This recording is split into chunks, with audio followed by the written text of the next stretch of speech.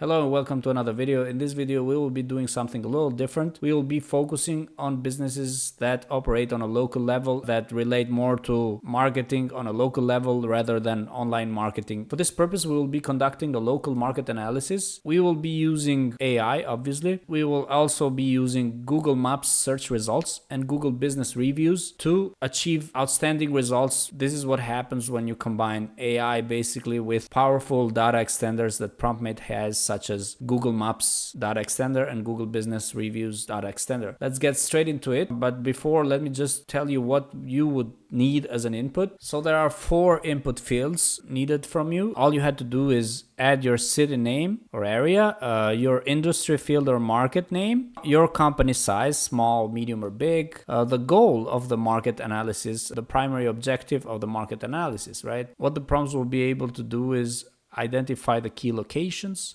create a list of competitors, evaluate competitor customer review, and then generate a full report on competitor customer feedback analysis, analyze the market saturation, or better, evaluate the level of market saturation in the identified locations, offering insights into potential opportunities or challenges, identifying market trends, which is very important to help you understand the current dynamics in the local market, and generate a final report, a detailed final report, encompassing all the findings and analysis, providing a clear picture of the local market landscape. This is something I did for my own location, so keep in mind, if you want to use this template, it's actually available under app templates.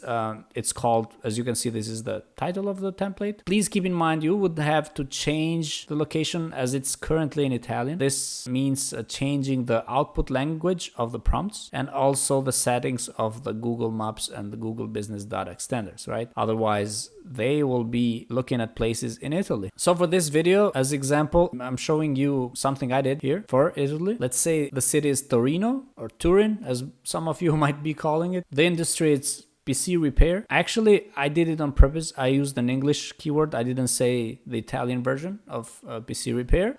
Company size is small, and the goal of the market analysis, it's entering the market, right? This is what it does. So basically, it will be identifying key locations. So this is simply done thanks to the Google Maps data extender that we have available. You can check all our data extenders here. So what we are doing here, we're just looking at the key locations of these businesses. Basically, their rating, right? As you can see here, is all in Italian. It just shows a little bit how many. Like for example, 365 and an average of 4.8. Then it gives you addresses, which we will find out a little later why you need the addresses, and so on for all the 10 businesses, right? Then what it does, it's create out of these data, it creates a list of competitors. So for each competitor, you get the name, the URL of their website if they have one, which is still a valuable insight because it's very important to know if a competitor doesn't have a website, because that can be a major advantage for your own business, new business. And then you will have the description of the business, mainly what they say as description, not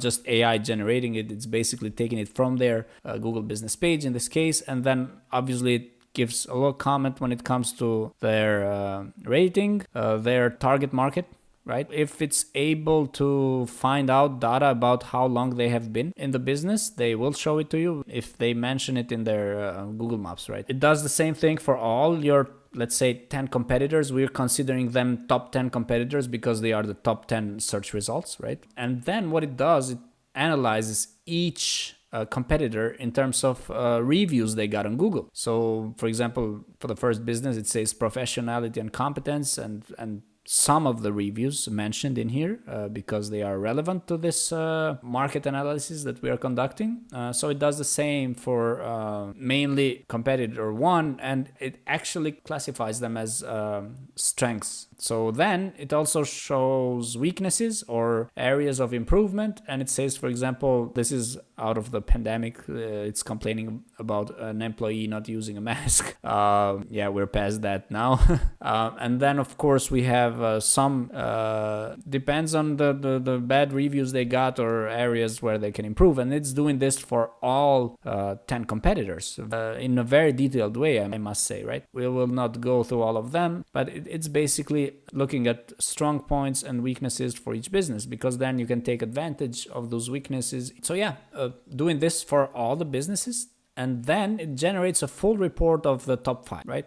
But here, obviously it's analyzing their reviews again, and it says that their top 3 strong points that they have in common are professionality and competence, speed and efficiency of the service, kindness and availability of the staff, right? So 3 areas to improve. In this case, it says sanitary measures, and then availability, and then some other strong points, right?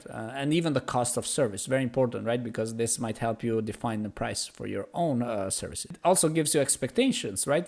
From common clients. So it says what they expect, like for example, technical competence, better speed and transparency of prices delivered. Then it also analyzes the sentiment, the overall sentiment for each competitor. It says it's positive, it's very positive, etc. And it also gives you areas of improvement. Then what it does, it also looks at the market to see saturations, right? So it just analyzes using place ID and addresses. It's able to kind of compare, because now thanks to AI systems such as Perplexity or ChatGPT, is pretty obvious that they can get a better understanding of a local area. For this purpose, actually, before creating this step, I kind of spent some time to research AI systems, and apparently they are able to calculate distances between one address and the other, which is pretty crazy if you think about it. So even asking ChatGPT 4o and say, for example, are you able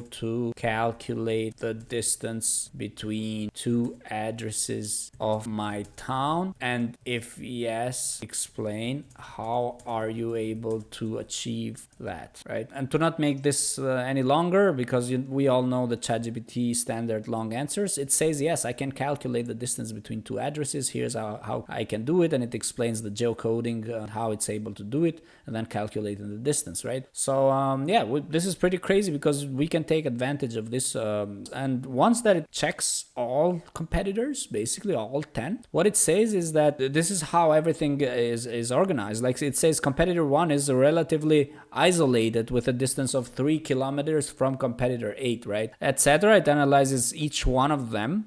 And then in conclusion, it says the market for PC repair, it presents areas with a high density of competitors and some areas with less competition, right? And it also gives you opportunities and recommendations. So in opportunities, it says that these areas mainly are filled with competitors very close to each other. Right. So basically it says new businesses should avoid these areas. But then it says that areas with most opportunities are these ones. And it says that they present an opportunity for new businesses based on the relative distance between already existing competitors. Right. And then what it does, it also identifies market trends. So it says based on Google Business reviews from clients, right? These are what the clients want, basically, that are very preferred by them. So professionality and competence, transparency and honesty. And then it also talks about evolving trends, right? So it says clients are always more prone to trust the business based on the reviews that they have online. So very important. And so the online reputation has become crucial, it says. And then they like interaction directly with technicians. And they would like to interact with technicians, often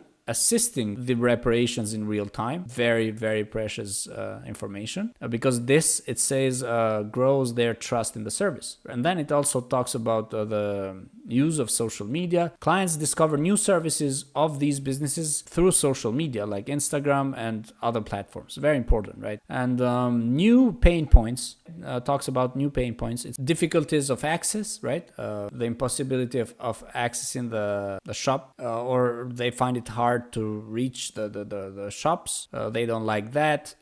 So this is definitely a must avoid for new businesses. And the waiting times, right? Like you can take advantage because the competition, clearly it's indicating, not all competitors, but some of them are indicating long waiting times, and they don't like that. And you can, if you offer a faster service, that's definitely scoring more points for your brand new business. And it also says expectations in evolution. It says basically that complete services and personalized ones, clients like those, and then support post reparation, they like that. And flexibility in appointments, right? They don't like strict agendas. They like if there's some flexibility in appointments, which also tells you a lot about the customer persona and the target audience at this point, right? And then it also gives some extra suggestions when it comes to business strategies. And then based on everything, it gives you a final report, right? It also gives you based on the total population of the city of Torino, which now, look, this is also AI just doing its job because it has enough input for you to elaborate on that. So it uses some of its own knowledge based on the